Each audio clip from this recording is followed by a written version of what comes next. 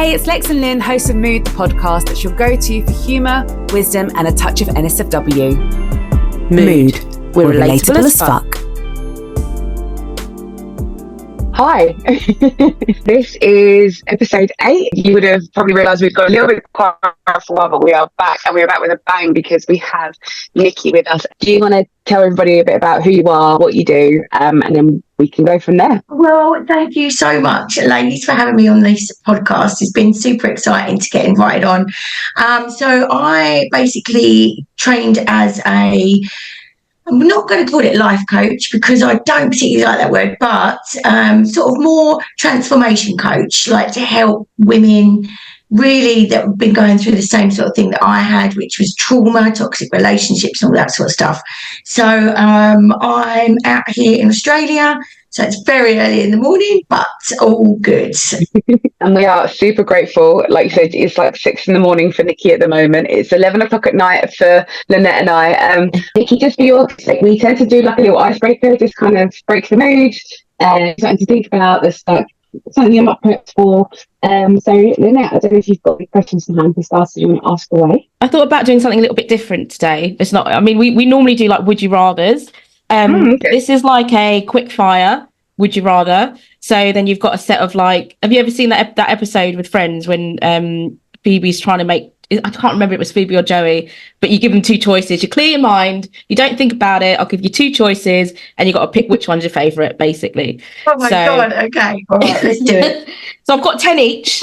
So I'll start with Nicki as your VIP. So clear your mind. It's really easy. It's really easy ones. And it's just like a little bit of fun so we can get to know you better. So, coffee or tea? Are you a morning person or a night owl? I'm on the spectrum. You're on the spectrum. What does that mean? I totally swing between both. Like I used to be a massive night person, and now I've got older, I'm a morning person. So, but I can swing between both, and it's a really weird. Yeah, sorry. Oh, that's strange good. one. I like that one. I like that. Fiction or non-fiction? God, it's definitely too early in the morning. Non-fiction. Yeah, I love true stories, documentaries, all that sort of stuff. Really, just gritty, real life stuff. To be honest. Amazing. Cat or dog? Dogs. Yeah. Sweet or savoury? Savoury. Nice. Do you prefer phone call or text message? Phone, definitely. Yeah.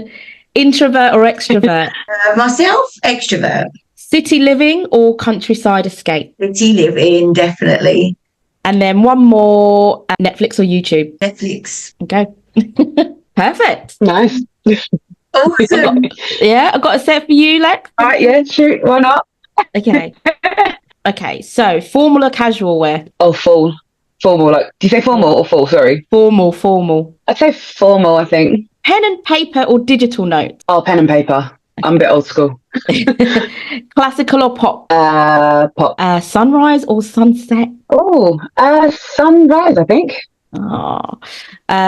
Books or ebooks? Oh, books. I feel like with a book, so I know people love an ebook, but I feel like with a book, you see like how fat the book is, and it feels like more of an accomplishment when you finish it. I reckon I'm a bit old school in that respect. Something you can touch, right? Something tangible.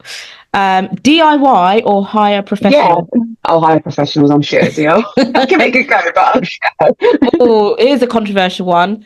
Pizza with pineapple or pizza without cheese? I mean, cheese is the best, so I have to get rid of the pineapple. Oh, sneezing. Would you rather sneeze glitter or fart confetti? Oh, sneeze glitter. Who wants to fart confetti? That'd be a mess. What a mess. Always feeling itchy or always feeling sticky? Oh, God. I think always feeling sticky. I think itchy. so. I feel like itchy is the worst. Yeah. Painful, yeah. And then only be able to whisper or only be able to shout? Only be able to shout. I mean, that's just me on a daily anyways, I think. So it's basically just how I am now. Oh, there you go. There's our little icebreaker. I have one very quickly for you, Lynette, then, if that's the case. Could you very kindly ask us some questions? So firstly, what's your most favourite meal? My favourite meal I think it's got to be like I like Italian food, so it's got to be some sort of pasta. So in that case, would you rather never have sex again or never have your most favourite meal again? Brutal. Fucking hell, right? This is like late night mood.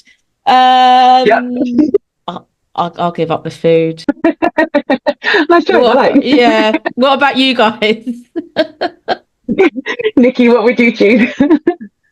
So either give up my favourite mood or never have sex again. Well, it's been a while anyway, so I don't know. Give up the sex, I guess. I think maybe I'd have to give up the sex. Yeah, because certain people I'm already thinking about that. The thought of never having them again would be really devastating. So it's like, I think you would have to give up the sex. God damn it! That was a very hard choice. There, weren't I? It's tough. So, Nikki, what inspired you to become to do coaching? Like, what got you into it? And have you got it doesn't have to be a client or anything like that. I suppose it's just any success stories that really stick out to you in particular from the work you've been doing. What got me into coaching was just basically, for 20 odd years, I had been living such a toxic environment, lifestyle, and I was self-sabotaging myself.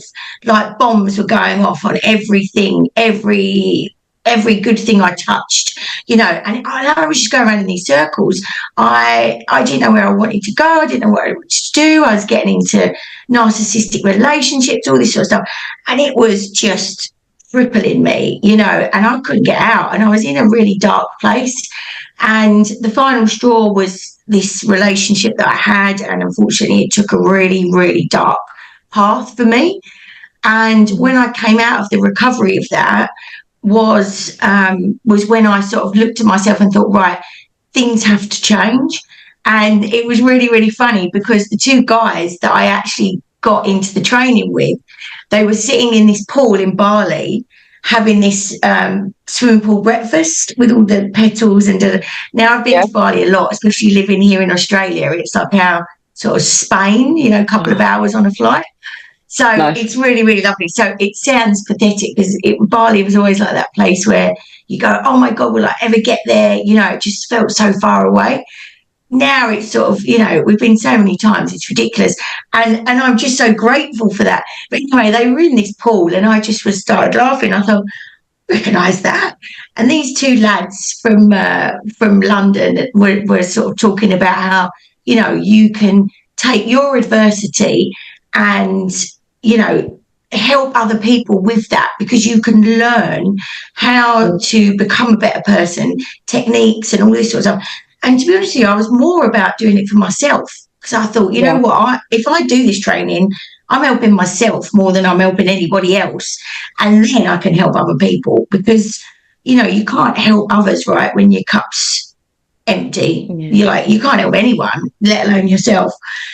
And so that was the day that I rang them up and said, look, I need to do this. I need to do this for me. And then if I'm good enough, I'll do it for others. Because I'm still saying to myself, am I good enough?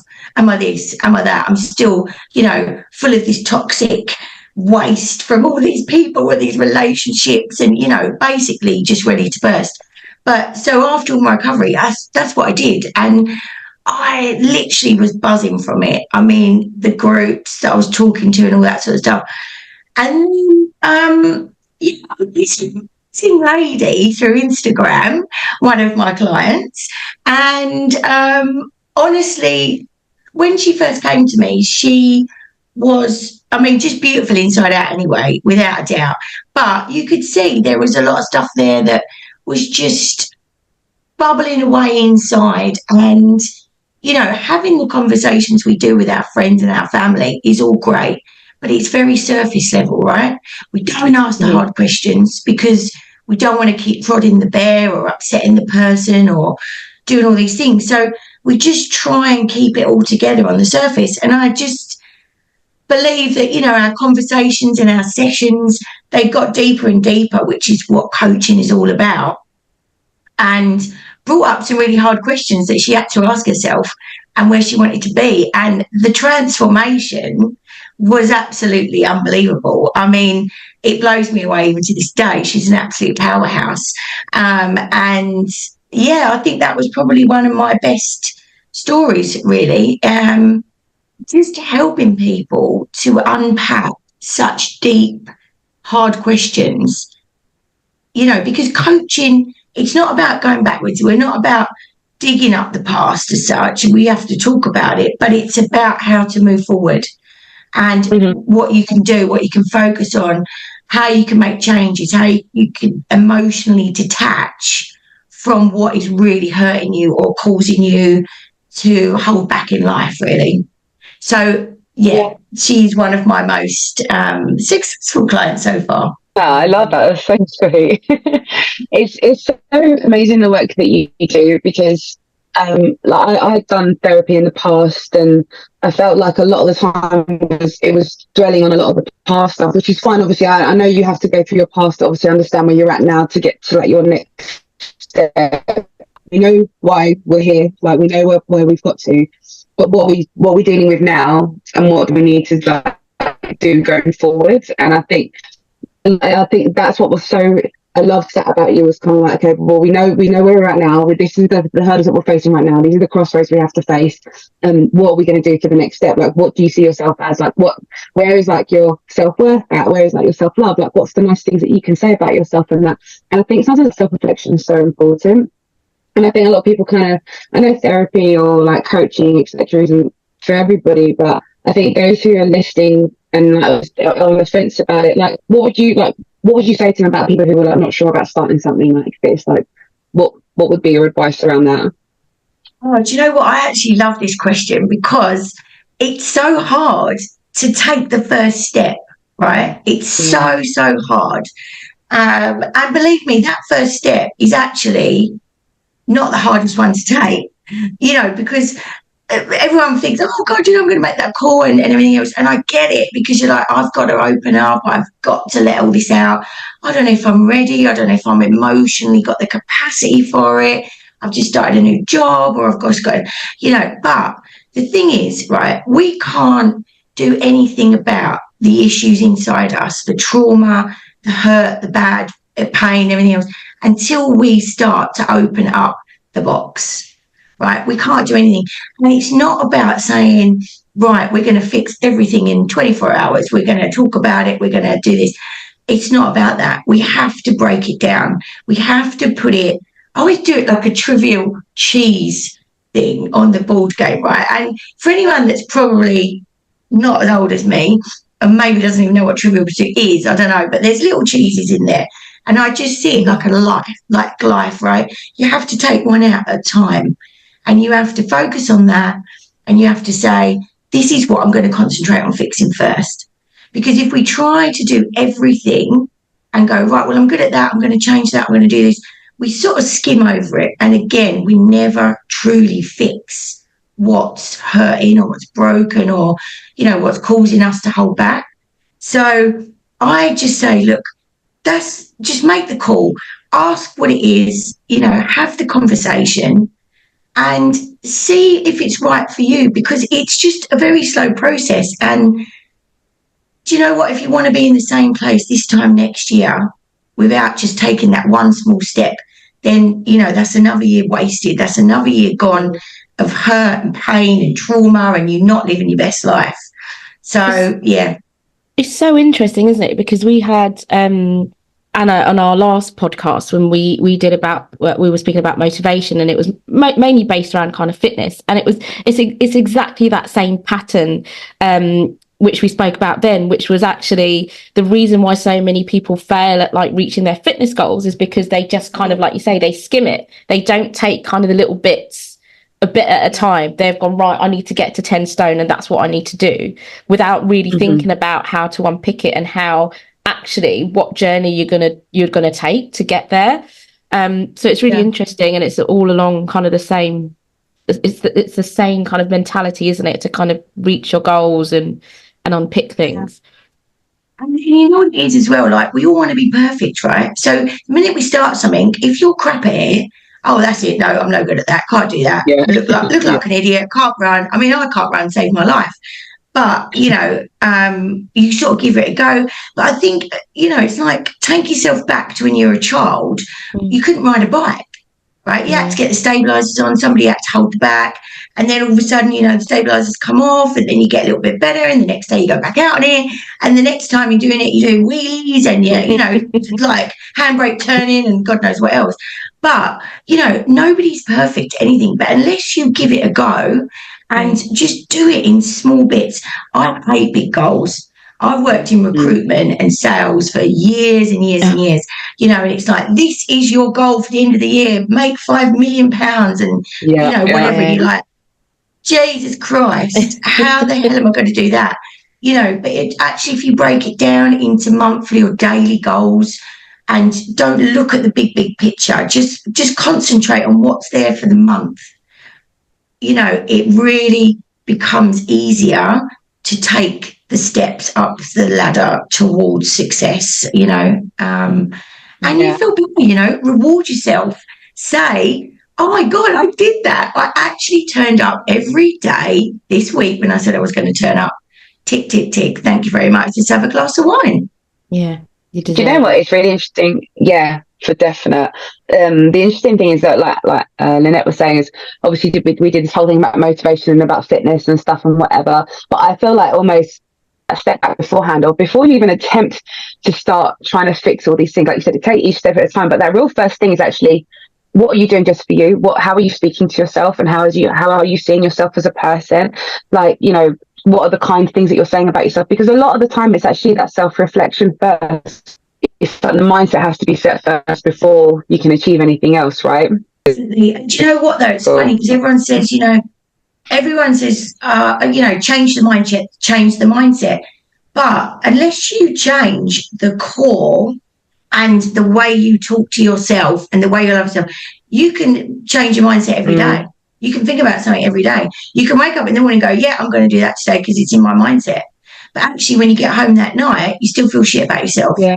Yeah. So until you change your core beliefs and you start saying, I love myself, I am beautiful, throw out those affirmations, stand in the mirror, like the sort of Superman pose. I am powerful, I am successful, I am amazing, I am beautiful, I am strong. All of these things, right? Every day, affirmations. You will see a change in your mood. You just will. You'll see a change in your confidence, all these little things. But, mindset is great. But if you don't start from the bottom, from the core, you will never change that mindset for good. Yeah. I've definitely had days at work where I feel stressed out. I'm a bad bitch. It's all right. I've got that. I'm a bad bitch. I got this. Like, I have to have that reminder of myself. I can do this. It's fine. I've got this. It's just that thing because so easy, like you said, like when someone's trying to achieve something and they try and take the bigger steps first rather than taking those baby steps, and they're just like, oh fuck it, I can't do it.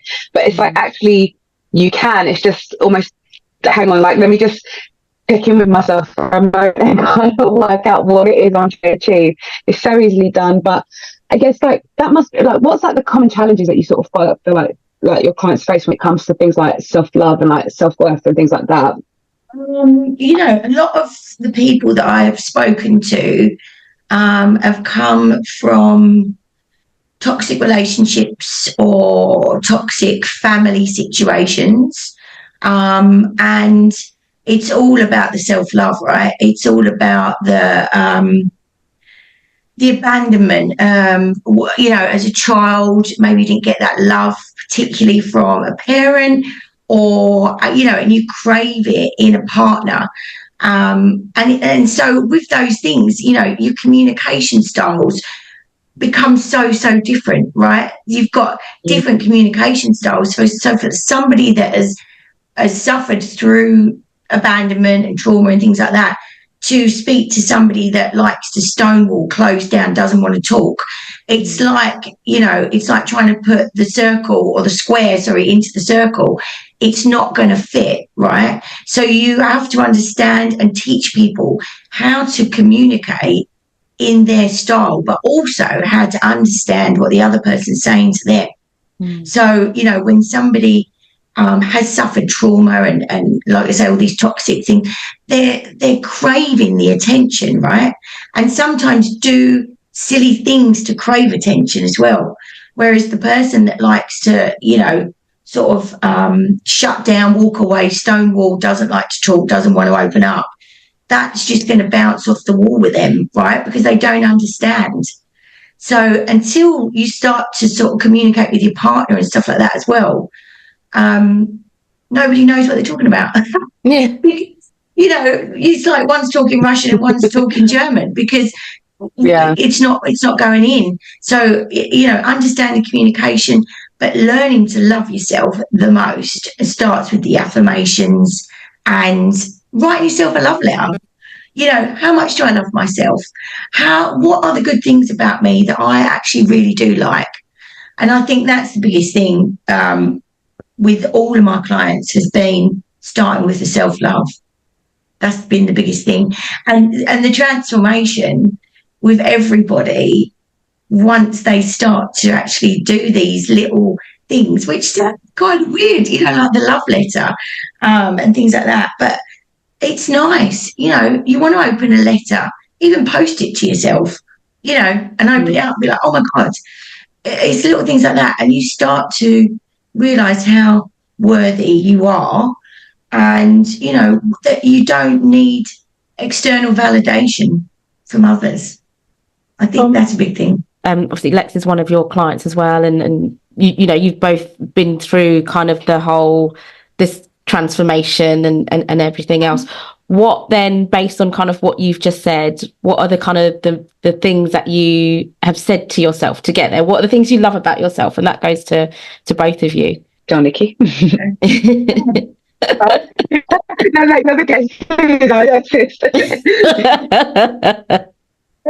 Okay. So for me, I've had a real trauma with my dad. So he wasn't very nice to us, and for a lot of years. I mean, I'm sort of, you know, closing towards the 50 now, and so for a lot of my life, my dad, you know, just said a lot of really nasty things to me. And it's only been the last few years that I have said to myself, to keep my own mental health in check, that what he says is on him.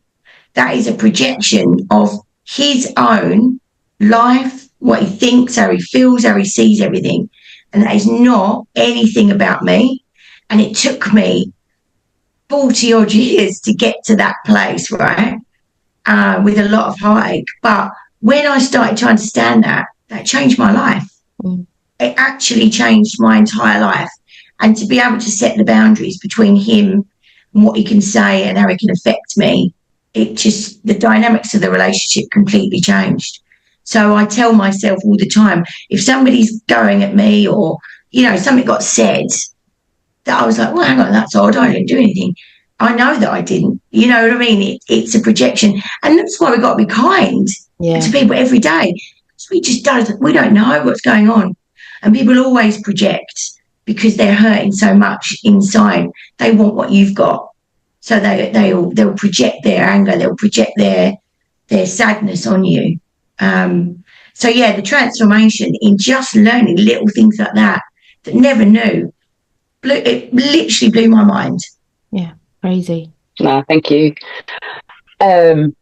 Actually, I think this is where Nicki and I bonded quite a bit when we were talking, because we actually have very similar backgrounds, I suppose. The whole dad thing, very, very similar to Nicki. I had a dad just not kind-worded, took a lot of his anger out, I think, me growing up, like with him and my mum divorcing, I think, and he admitted it to one of my half sisters, never been admitted to me.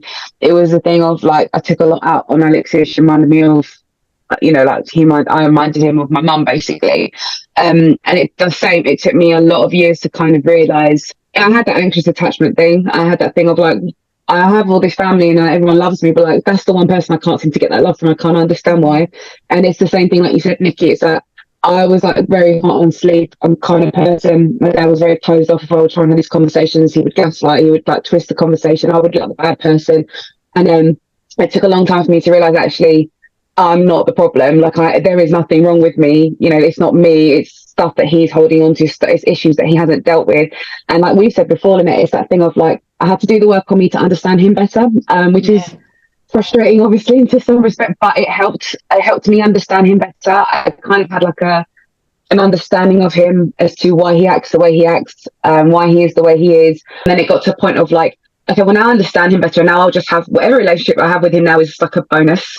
And like, it's better than what I was trying for it to be, because it's never going to be, you know, the expectations and the reality are completely two different things. And it did have a knock-on effect on my relationships, on like the people that I was with, toxic relationships, very similar, narcissistic relationships and things like that. Trying to hold on to people that like just weren't good for me, but because I so badly wanted them in my life, and trying to kill it, you know, like kill it with kindness and all that stuff. But then the problem with that is there's no boundary setting either. I think that hit me most when I did my training sessions with Nicki, was Nicki asked me what was nice about me as a person, and I couldn't actually answer. So the affirmation stuff and actually being kinder to myself is things like, it's maybe not the wording as such, it's more the actions I now do for myself, of like having a discipline, having consistency in my life. Like the gym thing's a really big thing for me, is that I'm looking after my body, I'm looking after me, I'm taking care of me. Outfits and stuff, if I do wear clothing, you know, like I'm going to rock it, I'm not going to cover up. So I think for me, it's not really the wording, it really is the actions that I now do on a day-to-day. Sorry, that was the longest way of answering that question, but I had to kind of take you from it. With that as to where I was going with it. So yeah, I think it is important to talk to yourself. I think it is the love letter thing. I didn't do that as such, but I do understand why it's such an important thing. But also Nicki and I, we discussed the whole thing about doing letters to the ex and like just having it and then sort of saying, and then actually Lynette, that was what we did, is like the letter to the ex, but we actually aired it on our podcast because we thought it was because at least. I found it really beneficial, but yeah, no, we did it. We were like, sod it. We did a whole like 4-parter of it. It was really cool. Yeah. And we were putting it on Instagram and that, but it was really good. I think we did it as like a let's just do it and see how we get on with it. But actually, I think it was a really good exercise for like myself and we had our special guest Jamal, which was just really good. But you know, what about you? Like, do you talk kindly to yourself? Like self-love, like where would you say that's at for yourself at the moment? I think based on what you were saying, Nicki, around what kind of commonalities do you see in your clients? And you said it mostly comes from like toxic families or toxic relationships. And it's so hard, isn't it? It's really difficult to kind of think of your family as toxic or any relationships that you've been in as toxic. But I think for me, and it's only, again, kind of, I've mentioned this before, maybe in the last, probably since I've had kids actually, where I'm going to take it back to kind of the relationship with my mum and kind of that relationship I had with my mum growing up as well. And I always feel like I don't know what it was. She kind of came here from the Philippines and she kind of really worked hard to kind of provide for her family and stuff like that. And I guess kind of she had a lot to prove. And so for me and my sister, it was, you know, she was quite strict on us and things like that. And we kind of took that into, I guess, kind of our later years, where there's that like inner voice in your head where you know you can't do something and why can't I do it, you know, because we weren't allowed to go out and stuff like that until we were much older, and you know, and things in kind of Western culture compared to kind of how she grew up, it's not stuff that she kind of like agrees with, and you know, wasn't a very liberal parent. And so to some respect, from, you know, up until I was probably about 16, 17 and got to college, it was quite, you know, I just kind of felt quite caged in. So then I get to 16, 17, get to college and go absolutely mental, to like bunk off college, bunk off sixth form, and, you know, all the same. Again, same again with uni and stuff like that. And I feel like kind of getting into 20s again and getting into bad relationships, I kind of feel like it was, I don't know if it was like a rebellion or something, or just, you know, just trying to find myself, because like I say, I felt kind of really repressed because of that upbringing, and because, you know, and even my dad said to me, he said, we know that we're trying to bring you up in a Western culture, however you have to, it's like that language thing, right, that you're saying, and talking to each other, you know, they're coming from such a different culture, but we're kind of growing up and going to school in such a different society, and trying to kind of understand each other. I think that's kind of where me and my parents clashed. And so, you know, a lot of things, like even small things like getting my ears pierced or getting my belly button pierced or things like that, my mum would kind of really look down on me and, you know, say, you're a whore, you're a slut, you're this, you're that, for doing all that sort of stuff. And do you know what I mean? And it was quite like, that kind of sticks in my head, like that there's that little voice, I think, that really, you know, I guess kind of stuck with me. Having kids, and I said this to my other half actually a while back as well, this is going back a few years now, my biggest fear is like turning into my mum and like projecting that, I'm projecting that onto my kids and for them to kind of grow up in that way and feeling the same way. So there's like, I would say there's probably about 20% of me where it's like I catch myself, I'm like, oh my God, that's me turning into my mum, and then kind of taking a step back and going, oh no, you know, do whatever, do what you want, it's fine. You know, I just kind of, there are many moments where I do kind of, I do still catch myself, but there's always this fear where it's like I don't want to, again, like I don't want to project that onto to the kids and stuff. And sorry, Lex, what was the question again? You know what, Lynette, I was like listening to that, and you know what? As much as you're sort of saying, you know, oh God, I don't want to turn into my mum, I don't want to be like this, and I catch myself. You know what? I think that's great, because actually, for every moment that you catch yourself going like that, it's a time for you to reflect and go, actually, am I making the right decision? Yeah, you know what I mean. So instead of looking at it, and this is just me being the flip it around person that I always am, but you know, look at it maybe in a way that goes, it's like a little alarm bell that goes off to go, do you know what, just check myself, do I want to do it this way, do I want to do it that way, what works better, you know, rather than being in autopilot and maybe just letting it roll because you are feeling rebellious and you don't want to be your mum, and you know, and all those things. And I guess, you know, going back to sort of how they see things, you know, I mean, I was actually, my mum didn't really let me out anywhere either. All the kids were down the alley drinking, you know, the shit mix from the cupboard, and I wasn't allowed anywhere near it. You know, and the one time I did escape, I puked all over myself in the park. So that was never cool. But you know, but honestly, I think if we could have known then what we know now on communication styles and things like that, you know, it would have been way easier to communicate with our parents from that generation, because they did grow up differently. I think no matter what culture, it was just a different way of life as well.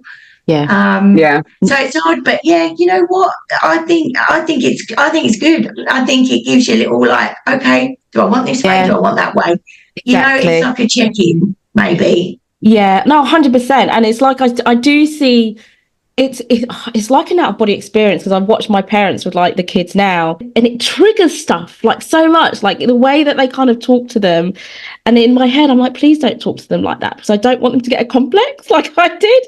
And it's and it's that, and it is like watching, oh my God, like the way I get, that's why I did what I did, or why I think and stuff like that. Just watching them and how they are with them, you know. And it's different because they're not with them every day and things like that. They're there and they care for them. But again, kind of, it's watching the little moments or the type of language they use or things like that, where it's like, oh yeah, there's a trigger there, and it gets me. It's like, please, in my head, and I don't.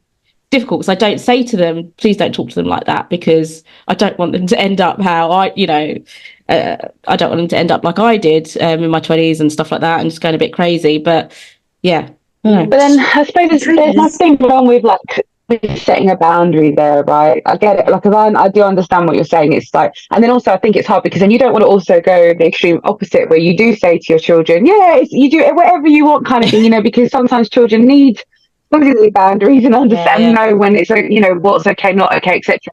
I mean, it shouldn't be. I mean, I had the same as you, Lynette. I had my dad. I came home once with. Maybe this is why I do my nails crazy all the time. Came home once, 2 different colour nail varnishes on. I was called a prostitute, a slut. I was going to be a druggie, and this was just 2 different colour nail varnishes. It's mad, isn't it? Because, it's insane. I would have to dress a particular way, so he wouldn't make comment. Like anything he would find, he would like just make comment on.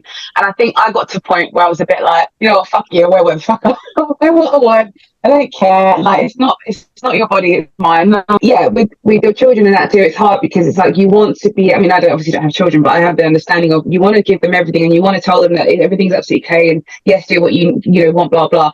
But you also can sometimes run the risk, I think, of where some parents are afraid of being their parents, that they try and give too much almost to their children to the point where the children kind of don't know what's okay and not okay, and then that's when the line gets crossed, and then you end up with it's just a repeat. I think I definitely see it as I don't want to end up like my parents. I say I don't want to be like my dad, but I know regardless my dad hasn't really been in my life. I have a lot of his tendencies. I think the same way he does it on a lot of things here and there. But I'm also my mum too, so I just try and take the good from them. And that voice in your head is not going their voice anymore. It's stuck with you. Like their voice is now your voice inside your head as such.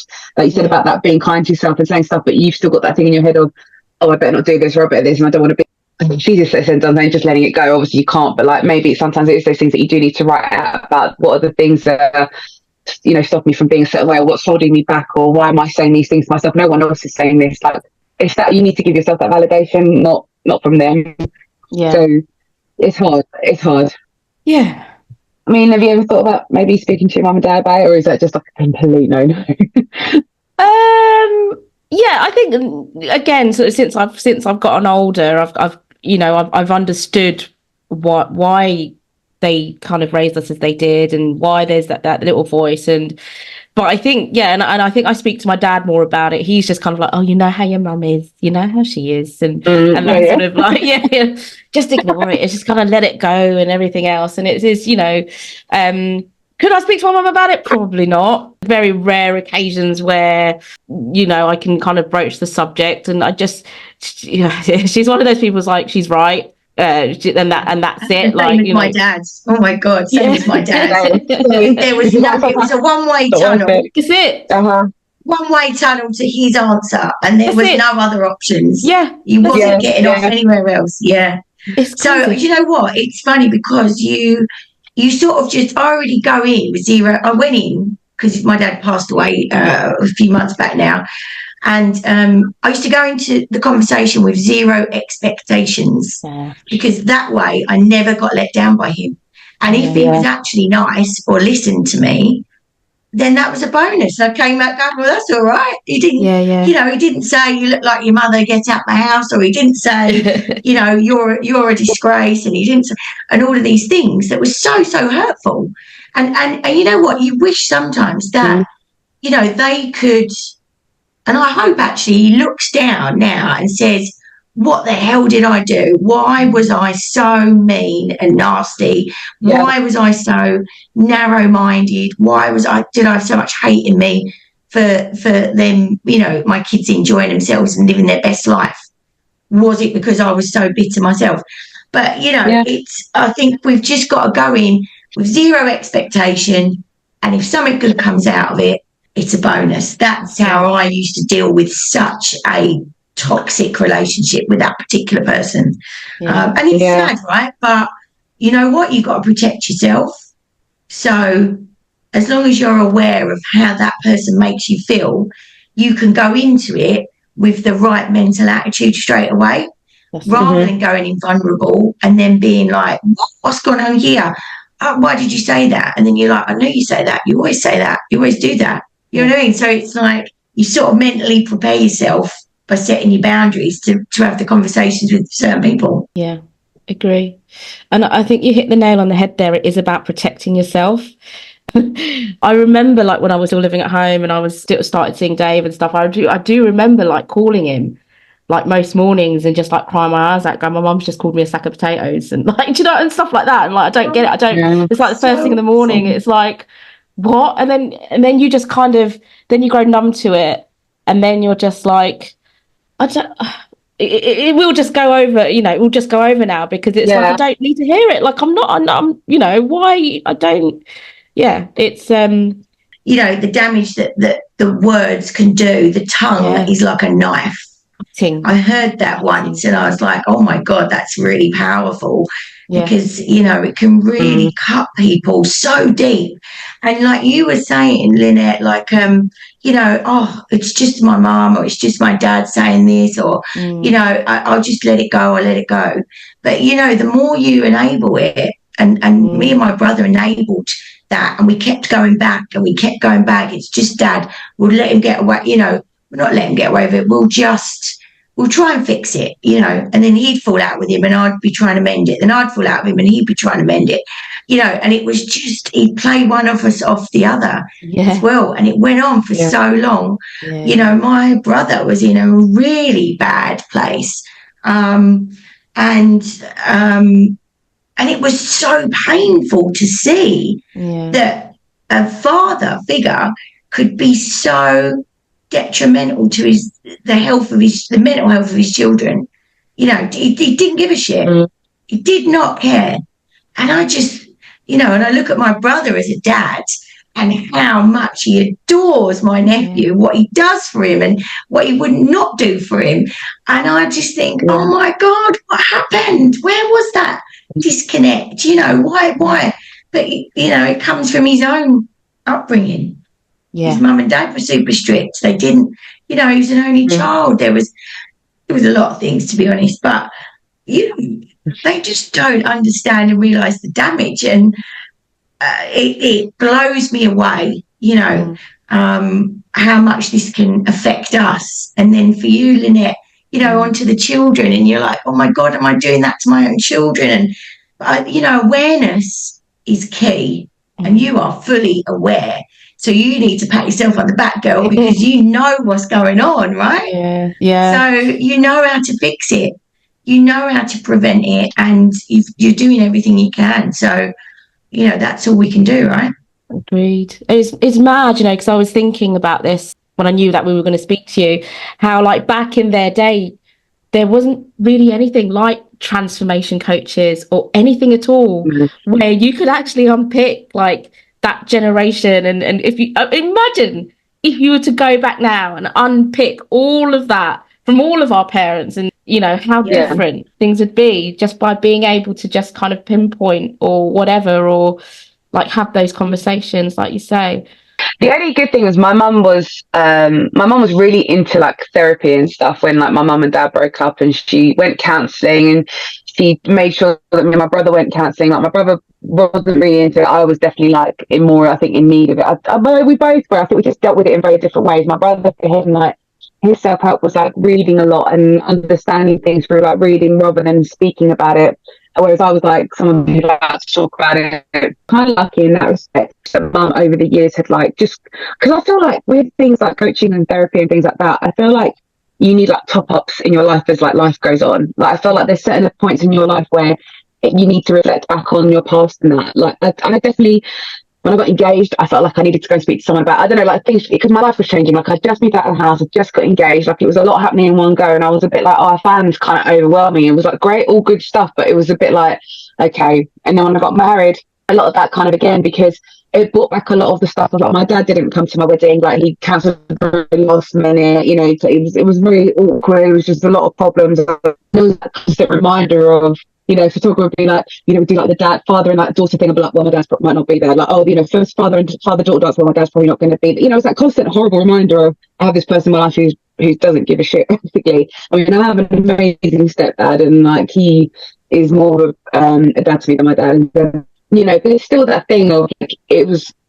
just touch points. I think you need to that my mum did do that, like I said, but I wish she had gone over time and just touched him every now and then with herself, because I know there's things from like my mum and dad being together she still doesn't have like 100% closure on, and that does stay with her. And I think for her more so is she sees how it affected me and my brother, and my dad remarried, you know, again divorced. My half sister in the same situation and that too. And I think my mum and my stepmom, that upset is more about what he did to us as children. Even it's like the marriage almost doesn't even matter anymore. It's more about how like the damage that he kind of put on us growing up, because he wasn't there when he wasn't a nice person, abusive, etc. But it's true, like a lot of our parents, like you said, they didn't do that work on themselves. They don't they haven't had the tools or the understanding. They haven't been as lucky as we have to be able to have access to people like you, Nicki, who are there to help us go through things and talk about stuff.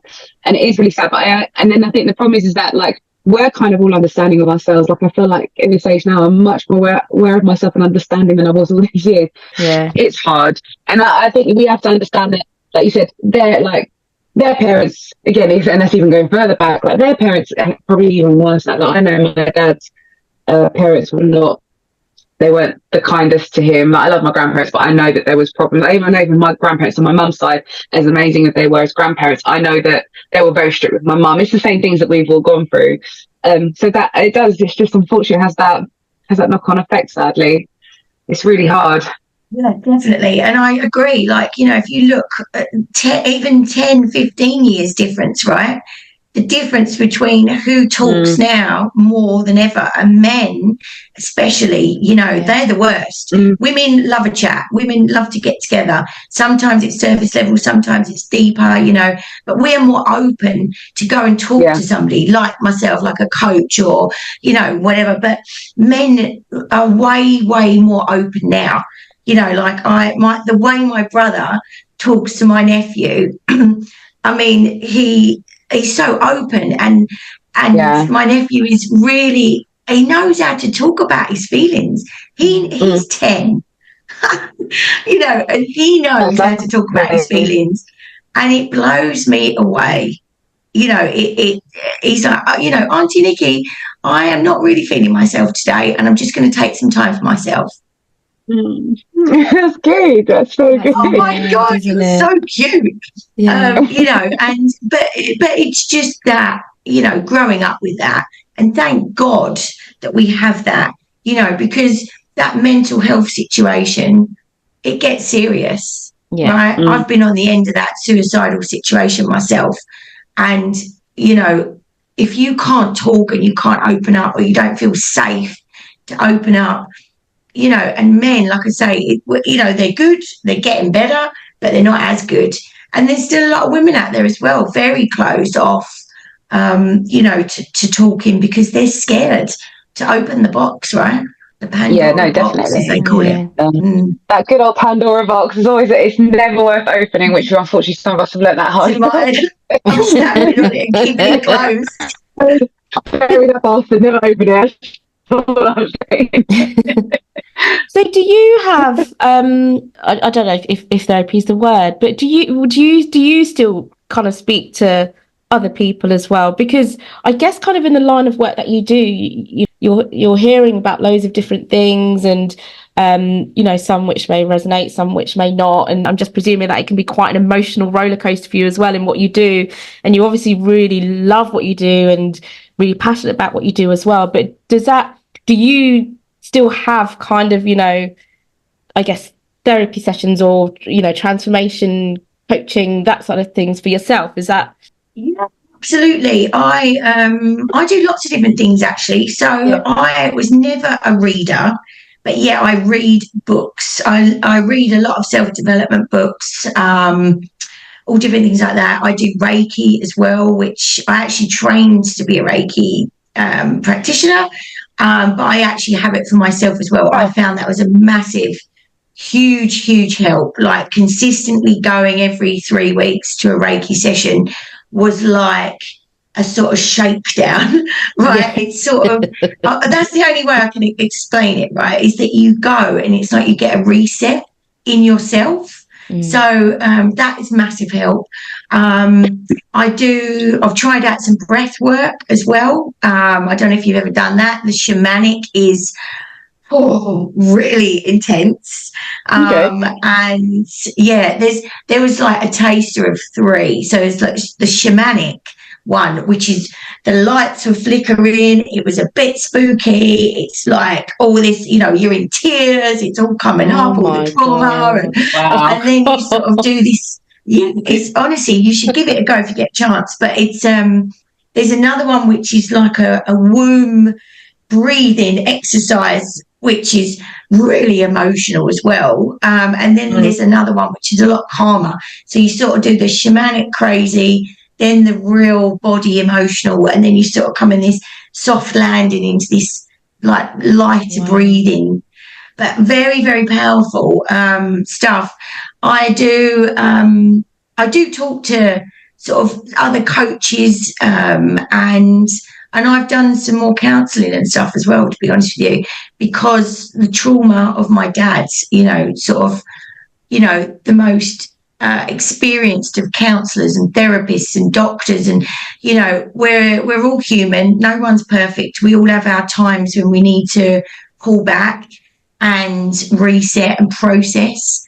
And something that I always said to Lexi was, you have to sit in your emotions. You have to sit in what's going on and process it. And so if that means taking time out of, other engagements and other things like that, you have to go through the motions and let that really flow through your whole system, your whole body, so that you can let it out and you can move forward. It's so important. So yeah, I mean, I've taken some time out of the coaching for a while to process that as well. Like I say, you can't give from an empty cup, right? So you got to go back and refill and re-energize and come back sort of, at your best self, really. But yeah, 100%. I think Lexi's right as well. You need to dip in and out of coaching, having a coach, I think, because life throws so many hurdles and curveballs at you that, we don't get a manual. We just got to try and wing it, I guess, and we do our best.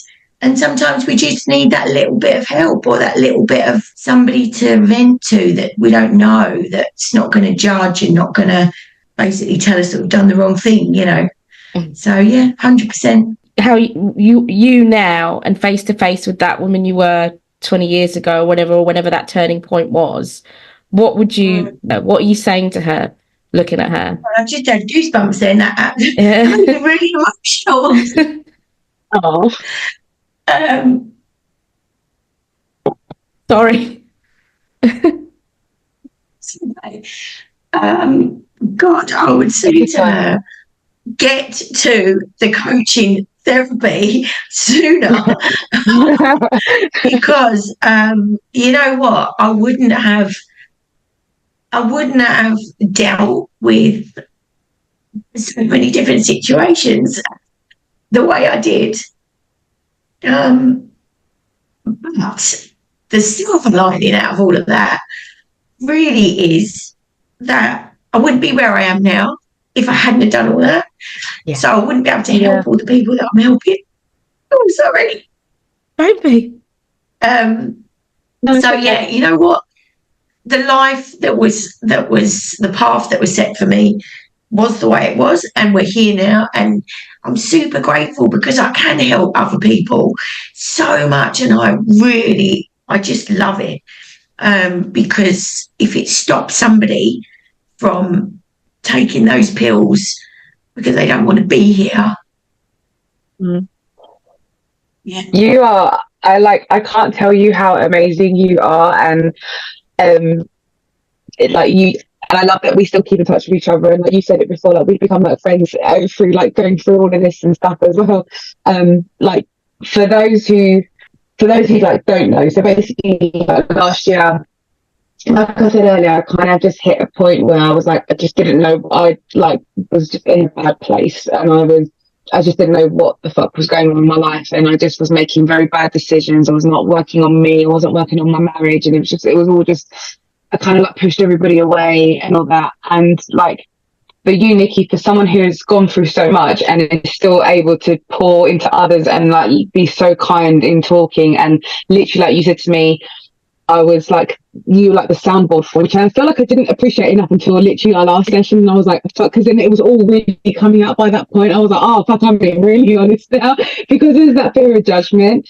But you did not judge me like one iota, but you still helped me to understand where I was right in the situation, where I was wrong in the situation. I had that accountability, like admit where I was at fault with stuff, like And I think the one thing I kind of want to touch on especially is sometimes we go into these things, we don't actually realise, like when we're talking about certain things, actually we're the toxic person sometimes in that situation also. We just don't kind of realise it at the time. And like, I don't know, like I said, I've sent you so many voices, but I can't stress enough like how amazing the work that is that you're doing. And I'm so grateful that like Instagram is a thing that we actually got to meet and be able to do stuff like, because we would never, you wouldn't even be here now with us doing this podcast, but like it really, like, it's amazing. And I think especially because, like you said, you have been through a lot, and there is like things with your dad, like exes, you know, the suicides, like you've been really vulnerable even on here and like sharing some of that stuff with us, which we're really grateful for. Like, it's not easy for these, like, to talk about these things, but like, just want you to keep pushing for you as well, because I know that like the stuff you're doing is amazing, but like also for yourself as well. Like, I see how, like, even in the year or so that we've known each other, like I've seen such a change in you too, and like how, like, when we talk and stuff and you tell me what's going on with your life and stuff, like, you sound so excited and you sound so happy, and it's so lovely. And especially when I know you've gone through so much, like with your dad and everything as well. I took this time just while she was like needing a moment to compose, but just to say thank you so much. Like, honestly, like I know I've definitely been emotional in the past, and I've tried to say thank you about stuff, and I'm going to try really hard not to this time. See, honestly, the transformation it blew me away. I remember the first session, you know, and to even the third or fourth session, the transformation within the 3 or 4 sessions, I think it even blew you away. You were like, oh my God, I'm feeling this, I'm seeing this, I'm looking at myself differently. And it was beautiful.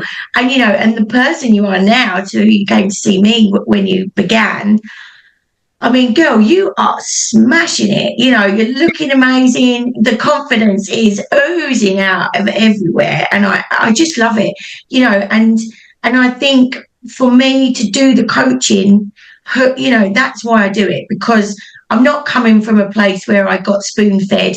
Nothing happened in my life, no trauma. You know, I was chauffeured to school every day and I never had a bad friend. And, you know, I never did. That wasn't the case. And I thought, you can't be a coach if you don't have these experiences. You know, I'm coming from so many angles with the coaching from my own experience, and I've got through it. And that's the reason I do it, is because there is the light at the other side. There's ways to change that mindset from inside, from the core, that make you detach and reframe situations from your past to be able to emotionally detach. We never forget. We're never going to forget things, right? But the more we detach from it emotionally, the more we can keep reframing it, and the more we can just move on so much easier and be able to deal with that even when it triggers. You know, it's because it's, instead of it being this close to your heart and your emotions, it's like here, you know. So it's like, oh, I'm not really upset about that now. Oh, I might have some emotions on it. Of course I will, but nowhere near the floods and the, you know, and all of this that you used to have. And that's not discounting it, and that's not discrediting what happened. It's just that don't let it keep suffocating your heart, and your emotions and your mind when it doesn't have to. And that is what I like to help people to do in every way possible. It's like you're laying it out, right? You've got it all. It's not in here anymore. You're just laying it out in front of you, so you can see it and you can process it and you can digest it all, and you choose how you're going to manage each of those cards, I guess, in that sense. It's I find that actually doing things like this, it's amazing the things that you have in your head and what you're thinking. Saying it out loud is I can't explain it. It's such a different, because you're admitting it out loud, and it's like, fuck. Because I think a lot of the time we do lie to ourselves about everything. We were like, oh, this is okay. Oh, I can just deal with that. Oh, you know, it's not a problem. But actually, when you say it out loud, you're like, oh shit. I mean, I said that. That's out there, though. It's out to the world. And it is, but it's a real. I think sometimes you have. There's that inner you that has to be completely honest with yourself, which is what I was saying about the toxic thing. Sometimes we go into things like, oh, I'm in this toxic relationship. Actually, you know, like Lynette and I have said about this before, where it's like, like say like for someone you're with someone who's emotionally unavailable, but technically you're both emotionally unavailable because you're not, that person knows that you're going to stay and like is going to keep messing you over, but yet you're emotionally unavailable because you're going to keep staying because you won't go anywhere else and leave the situation too. And until sometimes you kind of need that realization of, oh fuck, we're both a problem here. It's like there is that thing also where it's like the toxicness and stuff. It's like you have to be really honest with yourself and admit when actually I'm just as much as the problem because I'm not helping myself in this situation either. I'm allowing the because I don't have those boundaries set. I don't love myself enough to walk away, and it's the fear of like, well, what does being without that person, for example, look like? So it's laying that out. It's being honest. It's brutally honest sometimes, but I think it's, if you can't even be honest with yourself, then like you said, it's almost like that pouring the empty cup thing. If you can't even pour into yourself like that, then what's the point as such? So fun journey life, right? Like you said, it's things you have to go through, and it's like it's what. I agree with what you say, Nikki. It's hard. Like we've all been through stuff as we've gone on, and like whether it's parents or bad relationships or etc. Like sounds like we've all experienced those things in the past, but it's like it's what made us who we are now. And it's like I say, sometimes a part of me is kind of like, yes, it's hard, but actually, thanks for some of those things because I wouldn't have become like who I am now. Like it's kind of not that I needed to go through horrible stuff in order to realize my own worth, but sometimes it's those things that make us a bit stronger further down the line, right? Yeah, really randomly, but kind of linked. It's like if you look at comedians or singer-songwriters, and you look back into, you know, really, really good ones, and you look back into their past, you'll find that there is some sort of trauma or something which has happened, and they've channeled that into comedy to make them a great comedian, or they've channeled that into singing, songwriting and stuff like that to make them a great songwriter. And it is mad, and it's like you have to travel that path, don't you? It's like you said, you know, no one is perfect. If you were that perfect person who had everything, and how on earth can you help people, or how can you, no one can resonate with that, right? How can you kind of, I don't know how you would channel that, but do you know what I mean? I think I know what I'm trying to say. It's late. I know what I'm trying to say. It's early. It totally made sense though. I totally get what you mean. Thank God there's no perfect people in this world. Exactly. That's it. You summed it up. I love how you were saying like no one's perfect, but you were saying it so imperfectly at the same time with like the struggle. Oh, the irony. Yeah. Ironic. Nikki knew what I was saying. It was fine. I love it. Nikki, I guess because we're very aware that you're a very busy lady and we don't want to keep you too long as well. If someone was looking to go into doing transformation coaching, what's like the best piece of advice you could give them if they're going to do something like this? I would say that to find the right person first, you've got to connect with the coach or the therapist or whoever it is that you're looking for. You've got to find that comfort level with them to be able to know that you can open up. But you've also got to be open. You've got to ask yourself the hard questions, and you've got to truthfully answer them, because otherwise you're wasting your time, right? Coaching is not surface level conversation. It's not a chat. It's not a quick chat over a glass of wine. We're getting deep. We want to fix this. You don't want to feel this way anymore. So if you're ready to just have the conversation, and you come away from that going, yeah, do you know what? I need to talk to this person. I need to fix this because I don't want to keep repeating this pattern. I need to break this pattern because I'm not moving forward. I'm scared. I'm fearful, but on the other side of fear is success. So, that's where we've got to go with that. But yeah, I would say find the right person. It might not be the first one. Have the conversation, have the video call, right? Get the vibe with each other. Just have a little conversation about what you're looking for and see what their reaction is to what you want and what you want out of it. Love that. Nice. Love that. I love it. Lynette, do you want to ask anything? Yeah. So I had 2 questions. I'm going to go back. So one for both of you is now you have to actually tell me something that you love about yourself. Because I think I did ask it and then we digressed. So yeah, who's first? Oh. You go first. Fine.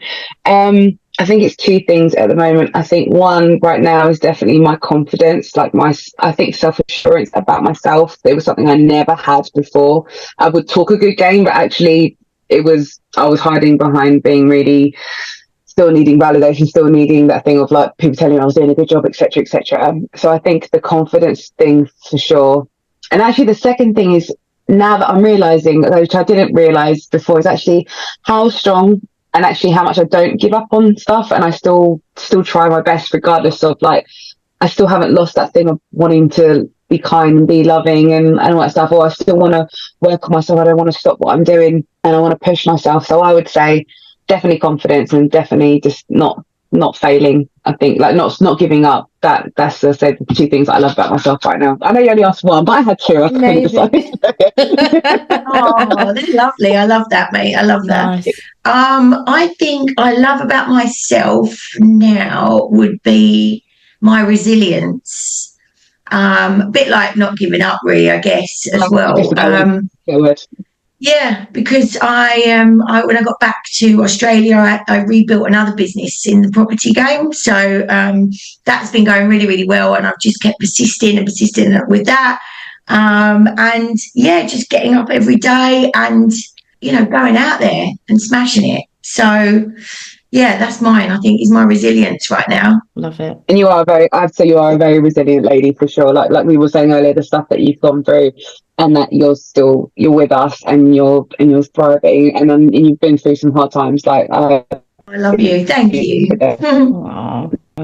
Lynette, what about you? I think I'd have to say maybe my independence. I think I spent a lot of my time and a lot of my 20s kind of relying on people and being dependent on people, and I think it's taken me a long time to actually appreciate people for who they are and not what they're kind of giving me, and knowing that I can also stand alone and be independent. And, you know, it's one of those things, and I don't know if this is quite a morbid way to think about it, but it's like, if I was on my own, or if my relationship were to fail, or, you know, if when my parents eventually aren't here anymore or anything, or things like that, you know, then it's being able to kind of learn how to be independent and not reliant. And I think being able to do that, and to, I think, looking back, you know, from 10 years ago and now, and still growing, obviously, but I think that's one of the things I appreciate. That's really good. Really good. That's amazing. It's good to be independent.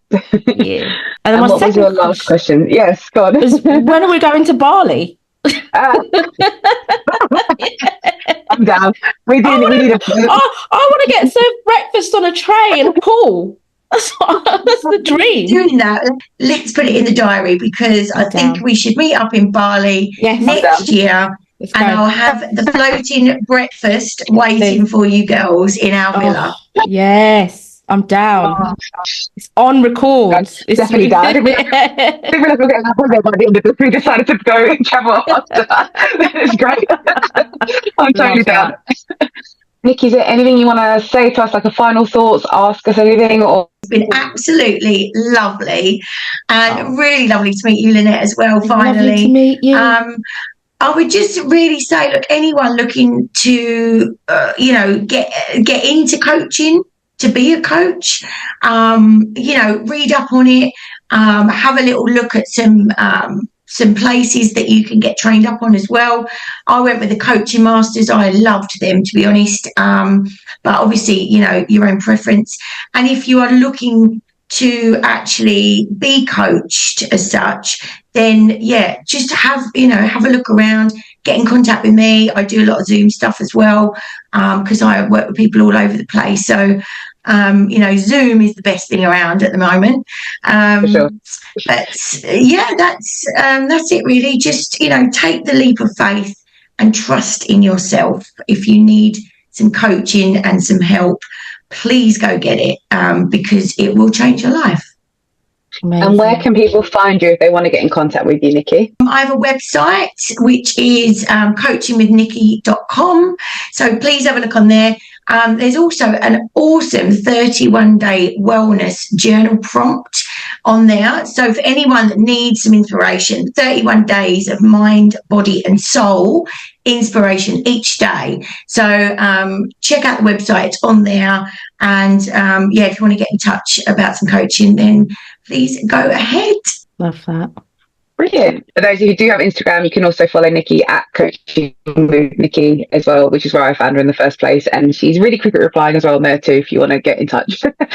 Thank you so much, Nicki. It's been amazing. I'm so glad you enjoyed it. Thank you. We've really enjoyed it too. It's been like, I really hope that, I hope that people that and the tears as well, but they're good too. I feel like for you, they're good too. It's like difficult times, but like happy tears, hopefully, for sure.